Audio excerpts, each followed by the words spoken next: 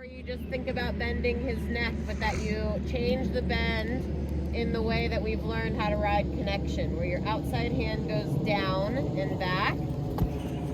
You stay up tall. You can lift, so I should see that you're like very adamant about carrying your hands, not just pulling his teeth one way and then the other, and then I can see your outside hand give. I want to see that I can see your body stretch tall, that your outside hand is down and your inside hand is up, and you're carrying them like this. Like it's very obvious that that's what you're doing. Yep, and you send him into that your hands don't move and you don't pitch yourself forward, and that you keep a tall body. In that position, if you stay tall and don't move around so much and get fussy, you can tap him without losing him, right? But you tap him when you have no connection, and so he jumps away from it. Yeah, like like when we started mentioning about her position over jumps, like she heard it, yeah, and then 100 times, and that's when she went to go fix it.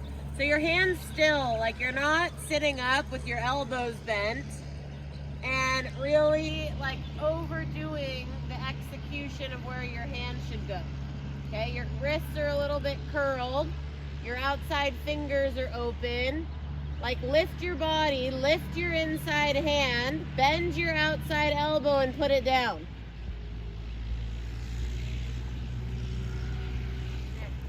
Okay, you're only thinking about left bend, and that's where him and Ed and Snip get really pissed off, is that all you do is pick what doesn't feel good and you harass it. And then instead of them being like, oh, I could think about getting off of that aid and being responsive and feeling good, instead they go, okay, well, I'm just gonna hold on to that because like all I'm doing is getting my left rein pulled on. My outside hand rein is useless, and that's being created.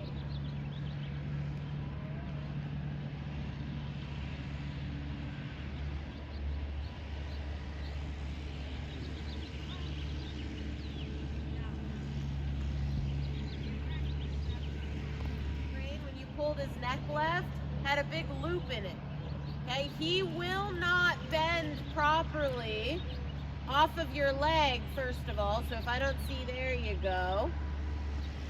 Yeah, he won't bend properly if there's nothing for him to balance into. He's too tweaky for that. yeah.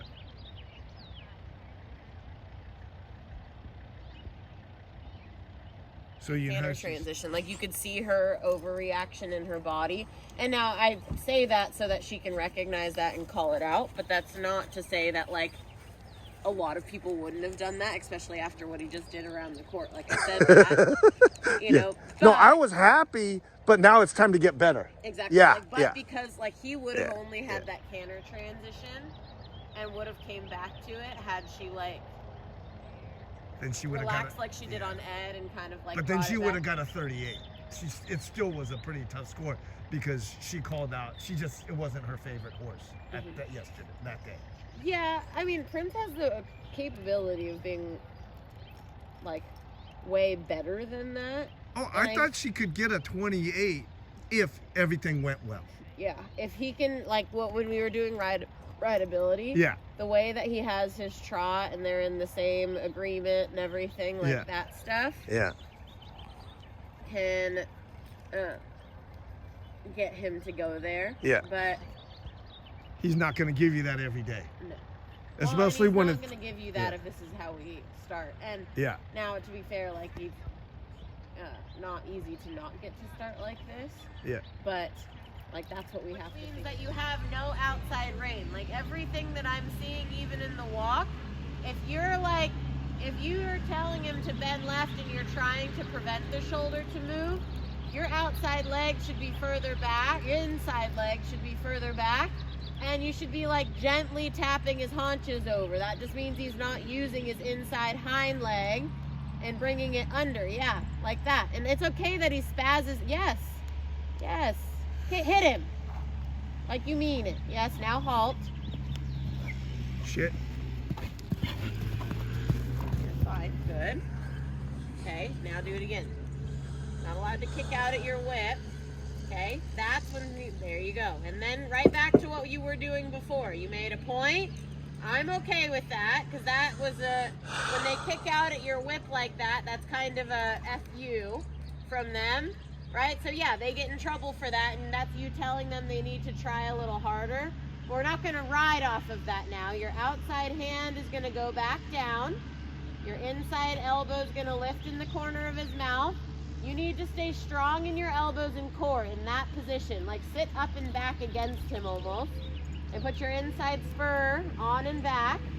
And make there. Now he's crossing over with his hind leg. Now walk that forward. Okay, so that might have been all you needed. To me, it's not always like when I start telling you what you need to fix before we do something is always just you. Right? But there, you know that there's something else that could have been done to be having fixed that, right? And that's where we need to get out of, like, I'm not saying that when you tell me that a horse isn't feeling good, that you're lying or something, right? But you have to make sure that you're actually showing where the lack of responsiveness on Prince's part is, right? And that can't be by taking his left jaw past your hip bone without any outside rein, or emphasis to be like, where are they actually supposed to be bending to the inside? Because if you look it up, the inside rein is just a clutch. Like there's no, a crutch, not a clutch. Yeah, there's no, like in real riding, there's no use for it, right? Except for an over-exaggeration of bend when the horse isn't with the whip and he kicked out. That just showed me that he was saying, screw you off of your inside leg. Now I think we've got that established. He looks a little bit like, uh-oh, I'm gonna get in trouble. Now we can pick up trot and you can ride for that connection. But you need to be able to, with all we've been doing, you need to be able to break down those points and get to that a lot sooner. Now I'm seeing crossover from the inside hind leg instead of just his shoulder falling out, right?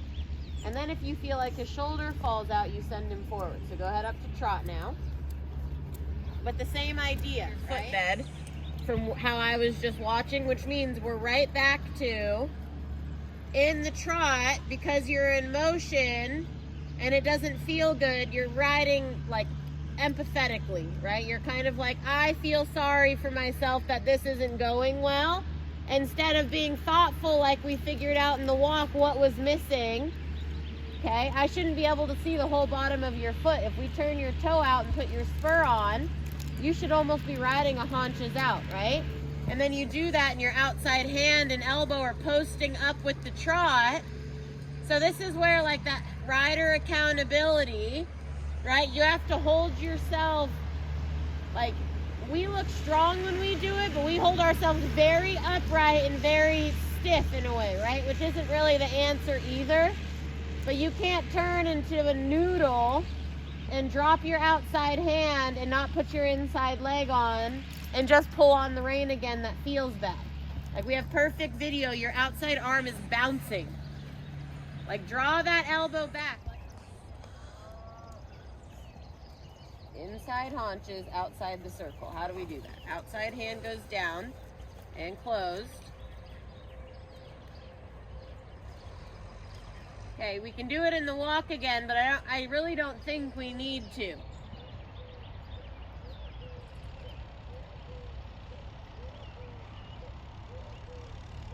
That's better. Good with your inside leg. Now, yeah, turn his nose to the inside and put the haunches out. Tap his butt. Tap his butt, yes. I don't know why we're waiting so long, right? But you hit him and then he goes flying out of control and then you need to pull on it. Remember, you can hit him in an outline. Right, when I'm cantering, I sit there and I hold my reins like a side rein and I tap his butt 45 times, right? Little annoying taps, because if you go to wail on him, yeah, he's gonna go running off.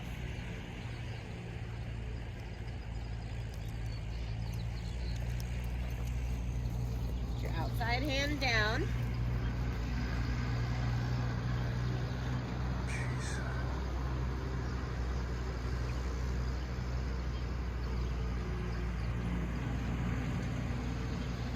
Okay, go back to walk. And I want you to turn his haunches outside of your circle in the walk. Small circle. Lift your inside rein, put your outside one down and tap his haunches out around the circle. Slow the front feet down, there. Slow the front feet down. Yep, haunches out. More, haunches out. It's not one and then the other. Yeah, you gotta fix the front as you're getting the haunches to move out. That's better. A little tap of his butt. Make it, yep, make the angle bigger. Tap his butt. Don't only fix the face and then let the butt swing back in. Slow the front feet down as you're getting the haunches out. More haunches out. More haunches out. More. More. Turn your toe out. Come on, more. Quicker. Better. That's the shoulder though. Make sure he's still turning. Don't hold the outside rein. Yeah, there you go. Good. Tap the haunches out. There you go. Yeah, but you're lifting your outside rein to then fix it, right? Your outside hand should be down and planted at where your knee block is on your saddle. Yeah, like that. Now tap the haunches out. Her saddle came in. I mean, it's being shipped. Tap, tap, tap, tap, tap, tap, tap, tap, tap. Not just, see how your outside rein had a loop in it, okay? Good, he was videoing, hopefully. Yes, right? I got it. You could see a giant loop in it, so he had an out, right? So that's where we can do all this schooling and make it his fault, but you let go of your out. You don't keep yourself accountable for what he needs to balance. So yeah, he's a thoroughbred. He's gonna bolt off with you. Tap the haunches out. There you go. Yep, tap the haunches out. Stop kicking him with your outside leg. Tap the haunches out. Don't just pull on the inside rein. That's not training, right? He needs to move off. If he's heavy on your left rein where you feel like you need to pull it like that, it's because his body isn't bending, right? There is nothing that we do with the inside rein except for exaggerate it with the bend. So he needs to get off of the left rein because his body's moving away from your leg. Yep, if he's not quick enough, tap.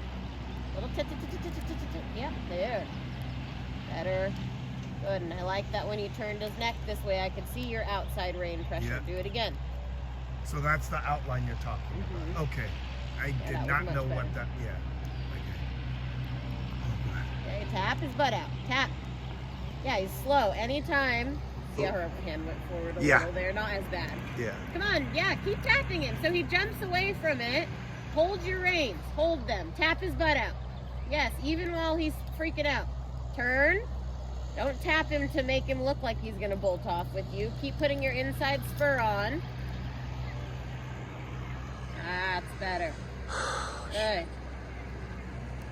Okay, now let's see if we can fix that in the trot now. Thing that is going to make him, like you see her outside rein bouncing from the outside. Outside rein, Avi, come on. Yeah. I know you can only say it so many times, right? Yeah. You know, I understand. I mean, no, you can. It's repetitive, right? But we're right back to as soon as we trot, we only care about what the inside rein feels like, and that's not an aid. Yeah. It's a crutch, like you said. I like that. See how, so it's was that inside leg to outside rein is what. And people will say that all the time, but she, like the most offensive, like you could see her heel down pointed at us, and our outside leg is backing on for some reason, right? So we're like almost opposite. Like he should be moving off of the right rein the way that her leg's going on. And then the outside rein from our angle here, see how it has a big give in it? Yeah. Like you can kind of see where it drops down as she hits the turn. So every time we pick up trot, the schooling, everything that we just did to school him changes the conversation. So I see more inside leg, Avi.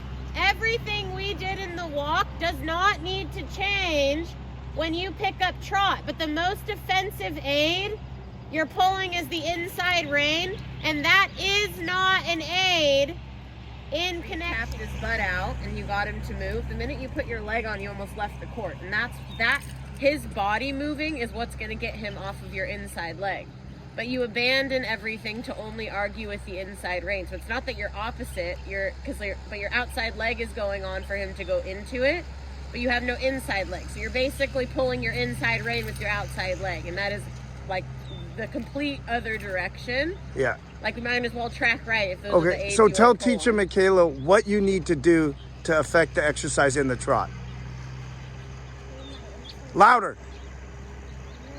Louder. No inside rein.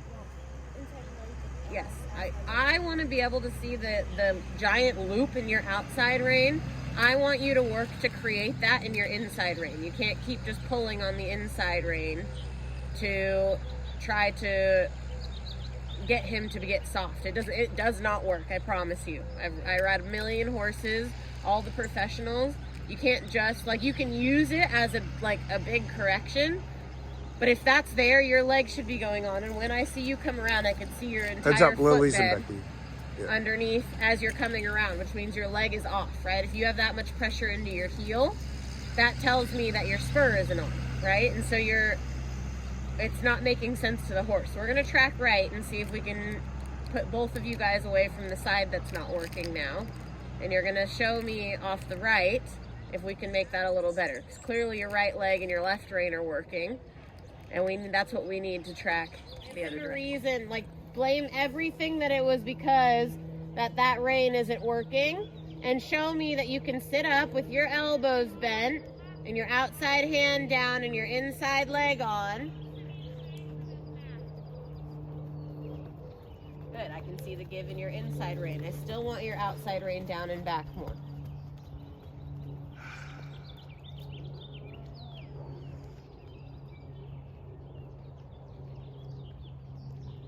For Ed, could we do covered if it's less crowded? Sure. Okay, thank you. That's better. Okay, let's go to the left. So change your outside hand to be down. Use your leg to send him to the new change of direction. Bend your right elbow, your outside elbow, and hold it down. And put your inside leg on.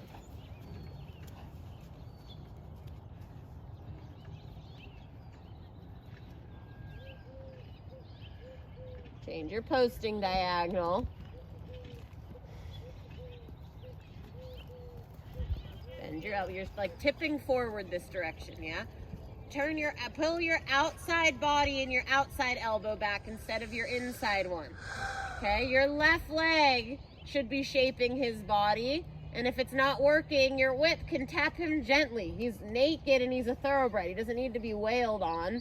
Unless you're ready to go for a ride. Sometimes I'm ready. Sometimes I'll tap him like that. Stop saying that, please. I can't take it. You're still twisting to the inside. Outside body back. Outside elbow back. There you go. And give him a little tap. Yes, like that.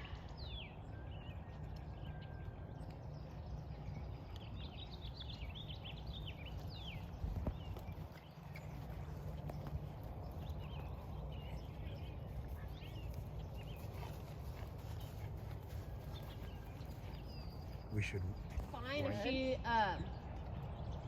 like, I don't mind if you warm her up and like really stretchy, like free walk, but it's still got to have some type of connection to it. Okay, Abby, let's see a little canter when you're ready. Oh, physical and where your mental, where it needs to be at, right? Like where your hand's meant to be carried.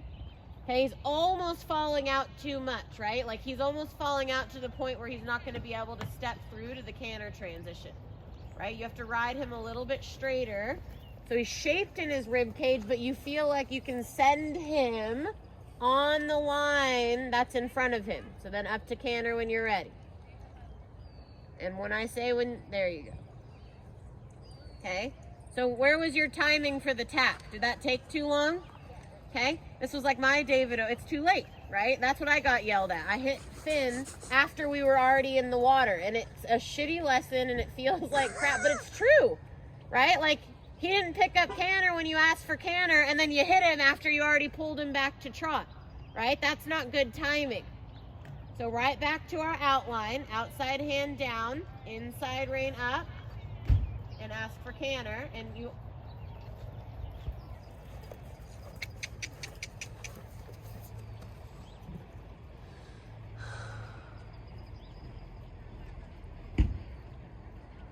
Good. Was that immediate? Did you tap him? Huh? I didn't think you needed to. I was hoping you would say no. Because I did that too. I tapped him the one time he didn't need it. Right? So that's what happens. And again, why I want to teach you guys how to school properly too. Right? Because if your timing's off, then it just turns into looking mean or out of control or disconnected. Does that make sense? And so, yeah, it sucks when I'm saying it and you hear it and we're in that lesson. But to me, it's so much better than when you show up and you're 25 and you don't even know how to tap a horse in the correct timing. So let's do that transition again. Outside hand down, pull your shoulders back. Good. I like that you fixed the canter first. Good, and you're 5. And go. Yeah, you're riding straight away for a good trot. That's better. Good job, Abby. Much better. Okay, and to canter again. He's got to be balanced, shaped off your inside leg. Going through, you have to think about pushing him to your outside rein, which is loose and bouncing. Bend your outside elbow back. Hold your outside body a little stronger. And then canter.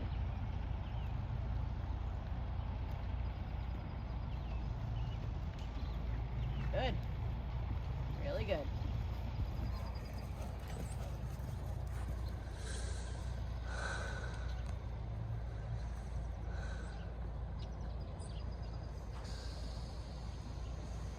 Good. And a trot. Excellent. Let's go the other way. Okay. So establish your new outside rein. The straight steps of your change of direction where you send him to the new outside rein and your new inside leg. I should see him almost spiral out off your left leg. Stay back. So when he trips like that is when he loses his balance. So it wasn't a clear transition, right? Like, remember I said in the very beginning, we should know how to own every step of this trot. Every trot step as you change direction should be accounted for, right? Where you're like, okay, these are my straight ones. This is when I start to bend left, and now I'm in left shape on a left 40-meter circle. Good, into canter, right now. You weren't ready because you're not riding. That was better. That was good considering, right? But what I could see in those last bit of steps wasn't something you were riding for to get to the connection, right? It got really low and your body got really forward, so it surprised you, right? The way that we're riding and how the lesson's going right now, he should be pretty sharp because all we've been talking about is where your body needs to be. Put your inside leg on. Don't pump your upper body. Hold your inside calf on. That really secures your lower leg down. There you go. And stay up and back because you're tipping forward in your outside body. Inside leg on, outside elbow back. I want to see both of those things. There, now make the jump come forward. If you're pumping and telling him to go and he's not going, that's when you don't change your body, but you give him a little flick. Yeah, like that. See how he didn't care? Because that was in an outline, right? He understood why he got flicked. Good job. And trot. Because the left side wasn't pinned down. Huh?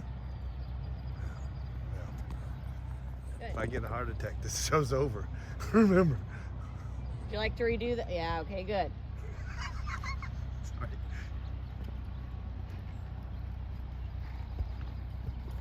Nice. Outside elbow back. That should be your first thing. Is right back to how we ended the last canter, which I said was good. Inside leg. Outside elbow. Let me see you give your inside rein and he doesn't change. Push it forward. Just your inside one. Lovely. Okay? That's what I want to see. Is that you can give it and it doesn't change. Sit back in your outside body. Give it again. Hold your inside spur on. How come you bent to the outside that time? Because that means your leg's not working well enough. Okay, now give it.